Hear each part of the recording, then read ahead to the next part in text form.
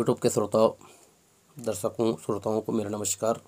मैं चंपतलाल डरसना आपके सामने एक बहुत ही सुंदर प्रस्तुति विद्यार्थी के पंच लक्षण में, विद्यार्थी के आदर्श पंच लक्षण क्या हैं, कौन से ऐसा कार्य हैं, कौन से ऐसा काम है, कौन सी ऐसी आदत हैं जिसको हम पंच लक्षण के तहत मानेंगे। विद्या विदिशु पूजयेत, विद्या की विदेश में पूजा क्यों होती है। विद्या ऐसा एक चीज़ है जिसके बदौलत हम हवा में पक्षी की तरह उड़ सकते हैं। एरोप्लेन में आज उड़ करके साइंस साबित कर दी है। साइंस ये भी साबित कर दी है कि हम लोग पानी जहाज़ में, पानी में भी तैर सकते हैं।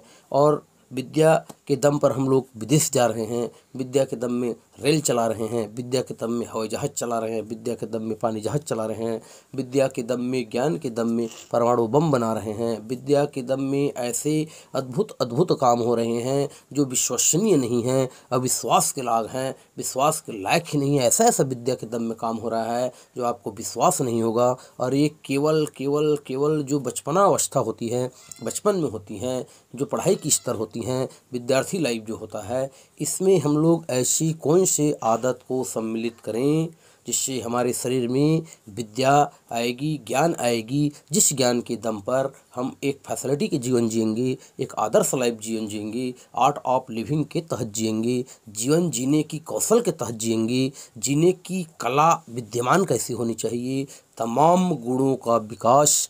विद्यार्थी के जो पंच लक्षण हैं, आदर्श विद्यार्थी के जो पंच लक्षण हैं, जो मैं 5 गुण आपको बता रहा हूँ, संस्कृत के श्लोक में उल्लेखित है। इस श्लोक के आधार पर यदि कोई विद्यार्थी चलता है, इस गुण के आधार पर कोई चलता है, तो वो बहुत ऊंचाई तक पहुंच सकता है, तमाम ऊंचाई तक पहुंच सकता है। मैं आपको बता दूं, काकचेष्टा बकुध्यानम श्वान निद्रा तथैव च अल्पहारी गृह त्यागी विद्यार्थी पंचलक्षणम। जो काकचेष्टा है, कौवे की तरह चेष्टा होनी चाहिए। आप स्टोरी में पढ़ेंगे, कौवे की कहानी में पढ़ेंगे, कौवा तिनका तिनका तिनका इकट्ठा करके जग में जो पानी डला रहता है, जो नीचे रहता है जग में पानी का स्तर, कौवा तिनका ला के डालता है, कौवा तिनका ला के डालता है, कौवा तिनका ला के डालता है, तिनका तिनका तिनका मेहनत करके ला के डालता है, और तिनका अंदर जग के अंदर जाता है, जो जल का पात्र रहता है, धीरे धीरे तिनका नीचे जाता है, पानी का लेवल ऊपर आ जाता है, कौवा उसको पी जाता है। इस तरह से काक चेष्टा, कौवा की तरह चेष्टा होनी चाहिए, उसके कार्य में सक्सेस होती है, सफल होती है। ठीक दूसरी बात, बकोध्यानम, बक मतलब होता है बगुला, बगुला की तरह ध्यान होना चाहिए। बगुला किस प्रकार ध्यान करता है, समुद्र हो, तालाब हो, पानी के नीचे में हो, पानी के आसपास में हो, बगुला एक पैर से खड़े होकर के, एक मन से एकाग्रचित होकर के, एक टक होकर के, पूरा ध्यान, पूरा मन तन